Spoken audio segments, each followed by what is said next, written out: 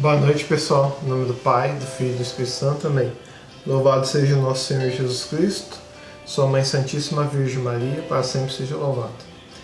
Começar esse ano de oração, né? Senhor, que em tudo para vós comece e tudo em vós termine. Em nome do Pai, do Filho e do Espírito Santo. Amém.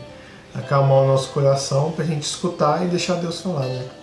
Pessoal, mais um dia, né? Lendo o livro do Êxodo, né, nesse 17º dia da Quaresma, e falar para você que talvez tem dúvida em alguma coisa sobre a Igreja Católica e sobre a Bíblia, mas não sabe a quem perguntar. Tem um livro amarelinho que se chama Catecismo da Igreja Católica. Eu tenho ali, mas eu não estou com ele agora. E lá tem, no final do livro, tem um índice com vários temas.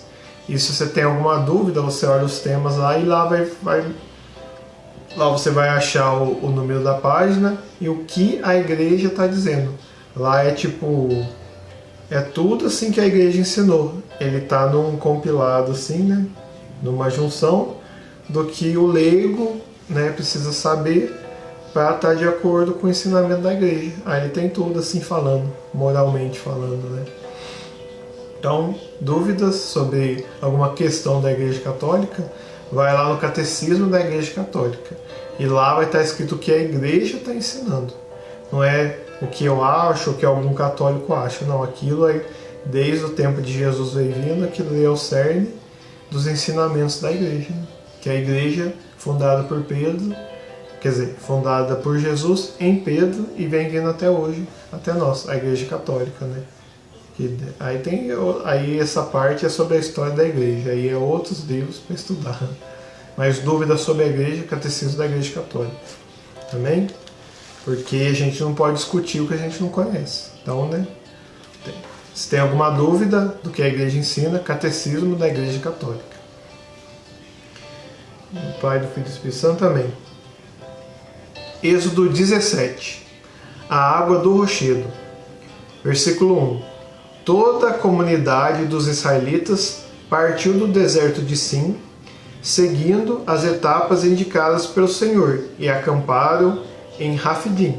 Então, né, vai escutando e vai desenhando na sua cabeça.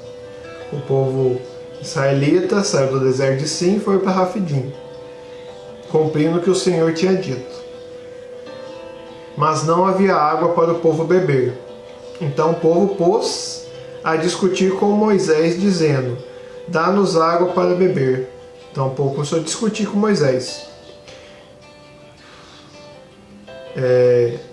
Dá-nos água para beber. Moisés respondeu: por que vos meteis a discutir comigo? Por que tentais o Senhor? Mas o povo sedento d'água reclamava contra Moisés e dizia: por que nos fizeste sair do Egito? Para matar-nos e sede junto com os nossos filhos e gado? Aí, colocar um adendo, o povo ele sempre reclama. Parece que ele não pede. Ele fala: Moisés, pede ao Senhor que nos dê água. Não, o povo sempre fala: dá-nos água, você quis nos matar, você trouxe gente para morrer. O povo sempre ele reclama antes de rezar. E aí tá falando, tentando a Deus, né? E Moisés clama ao Senhor, dizendo: que vou fazer com este povo? Por pouco não me apedrejam. Então o povo quis quase apedrejar Moisés. Versículo 5. O Senhor disse a Moisés: passa à frente do povo, né? Então você passa à frente do povo e leva contigo alguns anciãos de Israel, os mais velhos e que estão na liderança do povo.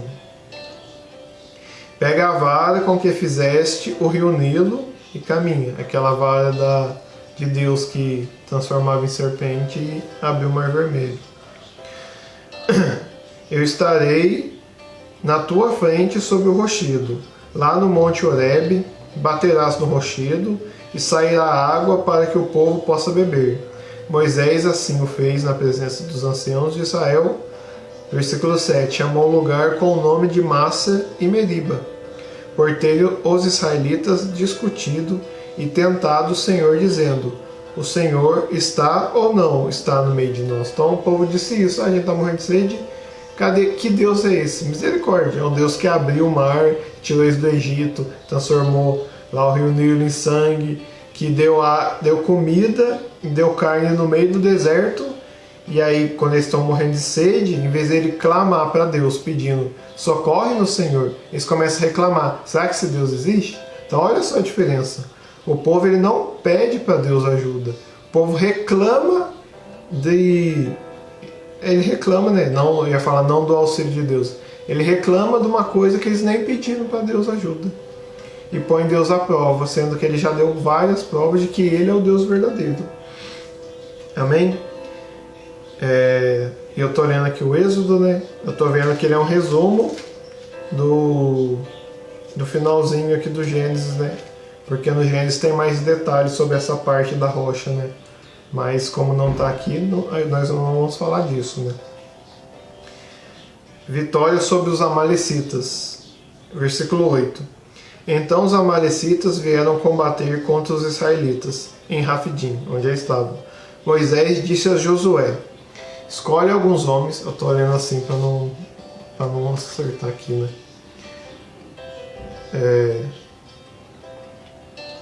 Moisés disse a Josué: escolhe alguns homens e sai para combater contra os amalecitas. Amanhã estarei de pé no alto da colina, com a vara de Deus na mão. Então Moisés vai estar no alto da colina no outro dia, com a vara de Deus na mão. E Josué fez o que Moisés lhe tinha mandado, e atacou os amalecitas, enquanto Moisés e Arão e Hur subiram ao topo da colina. Enquanto mantinha a mão levantada, Israel vencia, e quando abaixava a mão, vencia Amaleque. Então aqui tem uma coisa, ó. Quando Moisés levanta a mão para os céus, o povo vencia a batalha. Quando ele abaixava, o povo perdia. Então essa luta é totalmente espiritual. Não é uma luta por causa da força de Josué, né? E por causa de outra coisa. Quando Moisés rezava, eles venciam. Quando ele abaixava, ele perdia. Então essa batalha aqui é totalmente espiritual. Então dependia a vitória da oração de Moisés, porque o Josué estava fazendo a parte dele, estava lutando, só quando Moisés rezava, eles venciam. E eis que as mãos de Moisés se tornavam pesadas. Então eles pegaram uma pedra e colocaram debaixo dele para sentar, Arão e Hur. Então tinha 3 em cima do monte. Então Moisés com a vara na mão assim, de Deus, né? Quando ele levantava, eles venciam. Arão e Hur, um de cada mão, sustentava-lhe as mãos. Assim as mãos ficaram firmes até o pôr do sol. Então olha só, imagina, de um dia da manhã até o pôr do sol com as mãos levantadas. E aí o povo venceu por causa das orações, já estou falando antes, né? E Josué derrotou Amaleque e sua gente a fio da espada. Então aqui está mostrando a importância do intercessor, que Deus atende a dar ajuda ao povo por meio da oração. Toda vez que Moisés rezava, Deus escutava ele. E hoje a gente já está aprendendo muito isso, que o povo lá, ele reclamava, ele não pedia para Deus antes. Ele reclamava e tentava Deus. Então olha a diferença, Moisés rezava, pedia ao Senhor. E o povo não, o povo reclamava que não tinha as coisas e tentava Deus e ficava falando que Deus levou eles para morrer. É uma ingratidão sem limite, mas graças a Deus, né, Deus tem paciência conosco. Que é o que a gente faz, né? Às vezes a gente vai, né? Os jovens aí, tá jogando o jogo, perde o jogo, quero morrer. Que eu perdi nesse jogo, acabou minha vida. Perdi um lápis que eu comprei, quero perder minha vida. Olha só. Você tem a vida comparado com lápis, a vida comparada com uma partida de jogo. E aqui eles estavam morrendo de fome, só que eles viram milagres e não clamaram a Deus. Versículo 14. O Senhor disse a Moisés: escreve isto para recordação num livro, e comunica a Josué que eu apagarei a lembrança de Amaleque debaixo do céu. Moisés construiu um altar e deu-lhe o nome de O Senhor é meu estandarte, dizendo: levantou a mão contra o trono do Senhor, por isso o Senhor estará em guerra contra Amaleque de geração em geração. Palavra da salvação, glória a vós, Senhor. Hoje, gente, está muito claro o que é para a gente rezar, né? O povo não pedia a Deus antes. O povo via uma situação difícil e reclamava com Deus, falando: Deus, porque o Senhor não me ajudou, tal. E ficava reclamando. E Moisés rezava. Então hoje o que a gente vai pedir, que nós pediremos, né? Para a gente não ser ingratos com Deus e antes de reclamar de Deus, a gente pedir a ajuda dele e fazer a nossa parte. Igual que Josué foi para a batalha, mas a vitória dependia da oração de Moisés. Se Moisés não fosse rezar, com certeza eles iam perder, né? Porque quando Moisés abaixava a mão, Amaleque vencia. Mas Josué foi lutar mesmo assim, porque ele confiava em Moisés. Então vamos pedir essa graça de confiar em Deus como Moisés e Josué. Josué, parte importante, foi lutar. Moisés, parte super importante, que é aquele que intercede para as pessoas diante de Deus, né? E é o libertador do povo do Egito.